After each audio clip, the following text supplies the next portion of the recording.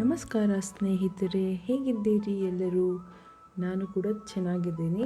ಇವತ್ತು ನಾನು ಹಳ್ಳಿ ಶೈಲಿಯಲ್ಲಿ ಪಾವ್ ಭಾಜಿಯನ್ನು ಮಾಡೋದು ಹೇಗೆ ಅಂತ ತಿಳಿಸ್ಕೊಡ್ತಾ ಇದ್ದೀನಿ.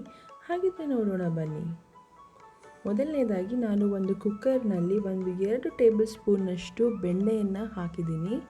1 ಕಪ್ ಚಿಕ್ಕದಾಗಿ ಹೆಚ್ಚಿರುವಂಥ ಬೀಟ್ರೂಟ್, 4 ರಿಂದ 5 ಚಿಕ್ಕದಾಗಿ ಹೆಚ್ಚಿರುವಂಥ ಟೊಮ್ಯಾಟೊ, 1 ಕಪ್ಪಷ್ಟು ಹೂಕೋಸು, 12 ಎಸಳು ಬೆಳ್ಳುಳ್ಳಿ, 1 ಕಪ್ಪಷ್ಟು ಕ್ಯಾರೆಟ್ ಮತ್ತು ಸಾಕಷ್ಟು ನೀರನ್ನು ಹಾಕಿ 1 ಟೇಬಲ್ ಸ್ಪೂನು ಅಚ್ಚಕಾರದ ಪುಡಿ ಮತ್ತು ರುಚಿಗೆ ತಕ್ಕಷ್ಟು ಉಪ್ಪನ್ನು ಹಾಕಿ ನಾನು ಈಗ ಬಟಾಣಿಯನ್ನು ಹಾಕ್ತಾಯಿದ್ದೀನಿ 1 ಕಪ್ಪು. ಸೊ ಇವಾಗ ಇದನ್ನು ನಾನು 4 ರಿಂದ 5 ವಿಷಲನ್ನು ಹೊಡಿಸ್ಬೇಕಾಗತ್ತೆ.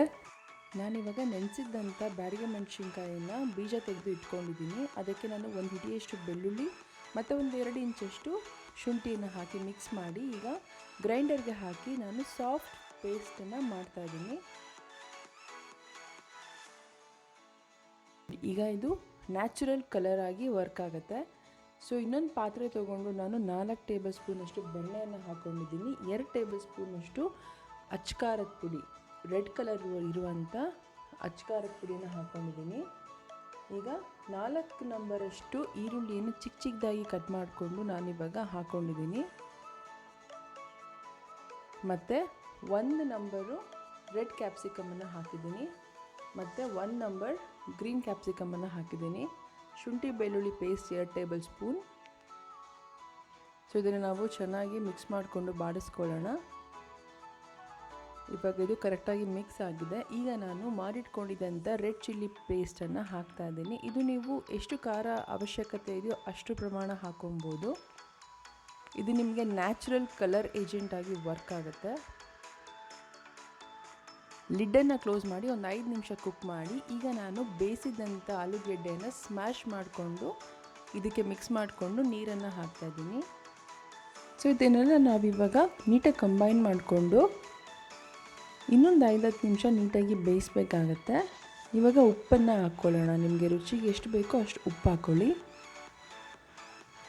ಮತ್ತು 1 ಟೇಬಲ್ ಸ್ಪೂನಷ್ಟು ಧನಿಯಾ ಪೌಡರ್ ಹಾಕಿದ್ದೀನಿ.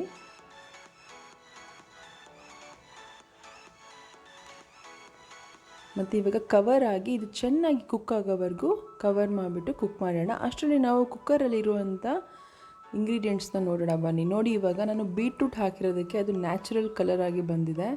ಸೊ ಇದನ್ನು ನಾವು ನೀಟಾಗಿ ಸ್ಮ್ಯಾಶ್ ಮಾಡ್ಕೊಳ್ಳೋಣ. ಇಲ್ಲಿ ಯಾವುದೇ ತರಹ ಕಲರ್ನ ನಾನು ಯೂಸ್ ಮಾಡ್ತಿಲ್ಲ. ಎಲ್ಲ ಮನೆಯಲ್ಲಿ ಸಿಗುವಂಥ ರೆಡ್ ಕಲರ್ ವೆಜಿಟೇಬಲ್ಸ್ನ ಹಾಕಿ ನಾನು ಇದಕ್ಕೆ ಕಲರ್ನ ಆ್ಯಡ್ ಮಾಡ್ತಾಯಿದ್ದೀನಿ. ಸೊ ಇವಾಗ ಖಾರ ನೋಡಿಕೊಂಡು ಅಡ್ಜಸ್ಟ್ ಮಾಡ್ಕೊಳ್ಳಿ. ಈಗ 4 ಟೇಬಲ್ ಸ್ಪೂನಷ್ಟು ಪಾವ್ ಭಾಜಿ ಮಸಾಲ ಪೌಡರ್ನ ಹಾಕಿದ್ದೀನಿ ಮತ್ತು 1 ಟೇಬಲ್ ಸ್ಪೂನಷ್ಟು ಗರಂ ಮಸಾಲ ಹಾಕಿದ್ದೀನಿ.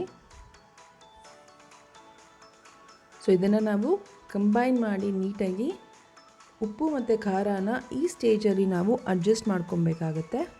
So if you can't understand Kannada, I have given the subtitles. You can please go through the subtitles. So ಇವಾಗ ನಾನು ಇದನ್ನು ನೀಟಾಗಿ ಸ್ಮ್ಯಾಶ್ ಮಾಡಿಕೊಂಡು ಒಂದು ಸ್ವಲ್ಪ ಬೆಣ್ಣೆಯನ್ನು ಹಾಕ್ತಾಯಿದ್ದೀನಿ ಮತ್ತು ಕೊತ್ತಂಬರಿಯನ್ನು ಹಾಕ್ತಾಯಿದ್ದೀನಿ. ನಾನಿವಾಗ ಅರ್ಧ ಪ್ರಮಾಣದಷ್ಟು ಕೊತ್ತಂಬರಿಯನ್ನು ಮಾತ್ರ ಹಾಕಿದ್ದೀನಿ, ಇನ್ನು ಅರ್ಧ ಹಾಗೆ ಇಟ್ಟಿದ್ದೀನಿ. ಸೊ ನೋಡಿ ಎಷ್ಟು ಕಲರ್ಫುಲ್ ಆಗಿದೆ. ಇದರಲ್ಲಿ ಯಾವುದೇ ಕಲರ್ ಏಜೆಂಟ್ ನಾವು ಯೂಸ್ ಮಾಡಿಲ್ಲ. ಮ್ಯಾಶ್ ಮಾಡೋದಕ್ಕೆ ಇನ್ನೊಂದು ಈಸಿ ಶಾರ್ಟ್ಕಟ್ ಅಂದರೆ ನಾವು ಬ್ಲೆಂಡರ್ ಇದ್ದರೆ ಬ್ಲೆಂಡರ್ ಯೂಸ್ ಮಾಡ್ಬೋದು, ಇಲ್ಲ ಅಂದರೆ ಪರವಾಗಿಲ್ಲ ಹ್ಯಾಂಡ್ ಬ್ಲೆಂಡರೇ ಯೂಸ್ ಮಾಡ್ಬೋದು. ಸೊ ಈಗ ನಾನು ಫೈನಲಿ ಆಗಿ ಕೊತ್ತಂಬರಿ ಸೊಪ್ಪನ್ನು ಹಾಕಿದ್ದೀನಿ. ನೋಡಿ ಎಷ್ಟು ಕಲರ್ಫುಲ್ಲಾಗಿ ಕಾಣಿಸ್ತಿದೆ. ಈಗ ನಾನು ಒಂದು ಪ್ಯಾನ್ ತೊಗೊಂಡು ಅದಕ್ಕೆ ಬೆಣ್ಣೆ ಹಾಕಿ ಸ್ವಲ್ಪ ಭಾಜಿ ಮಸಾಲನ ಹಾಕ್ತಾಯಿದ್ದೀನಿ. ಕೊತ್ತಂಬರಿ ಸೊಪ್ಪು ಮತ್ತು ಸ್ವಲ್ಪ ಈರುಳ್ಳಿಯನ್ನು ಹಾಕಿ ನಾನು ಇದನ್ನು ಚೆನ್ನಾಗಿ ಮಿಕ್ಸ್ ಮಾಡ್ತಾಯಿದ್ದೀನಿ. ಸೊ ಈಗ ನಾನು ಮಧ್ಯದಲ್ಲಿ ಸ್ಲಿಟ್ ಮಾಡಿ ಇಟ್ಕೊಂಡಿದ್ದಂಥ ಪಾವ್ ಬ್ರೆಡ್ನ ನಾನು ತವಾ ಮೇಲೆ ಹಾಕ್ತಾಯಿದ್ದೀನಿ. ನಾವು ಈ ರೀತಿ ಮಾಡೋದ್ರಿಂದ ನಮಗೆ ಆ ಫ್ಲೇವರ್ ಎಕ್ಸ್ಟ್ರಾ ಏನಿದೆ ನಮಗದು ಆ್ಯಡ್ ಆಗುತ್ತೆ ಪಾವ್ ಬ್ರೆಡ್ಗೆ. ಬಿಕಾಸ್ ನಾವು ಪಾವ್ ಭಾಜಿ ಆಚೆಯಿಂದ ತೊಗೊಬೇಕಾದ್ರೆ ಆ ತವಾ ಮೇಲೆ ಆಲ್ರೆಡಿ ಭಾಜಿ ಇರೋದ್ರಿಂದ ಅದು ನಮಗೆ ಆ ಫ್ಲೇವರ್ ಕೊಡುತ್ತೆ. ಈಗ ನಾನು ಅದ್ರ ಮೇಲೆ ಕೊತ್ತಂಬರಿ ಸೊಪ್ಪು ಹಾಗೂ ಸೇವ್ ಅನ್ನು ಹಾಕಿ ನಾನು ಕವರ್ ಮಾಡ್ತಿದ್ದೀನಿ. ಸೊ ಇದಕ್ಕೋಸ್ಕರನೇ ನಾನು ಸೇವ್ ಪಾವ್ ಭಾಜಿ ಅಂತ ಮೆನ್ಷನ್ ಮಾಡಿದ್ದೀನಿ. ಸೊ ಈಗ ಪಾವ್ ರೆಡಿ ಇದೆ, ಭಾಜಿ ರೆಡಿ ಇದೆ, ಆನಿಯನ್ಸ್ ಎಲ್ಲ ರೆಡಿ ಇದೆ. ಸೊ ಸರ್ವ್ ಮಾಡಿ ಎಂಜಾಯ್ ಮಾಡೋದು ಒಂದೇ ಬಾಕಿ.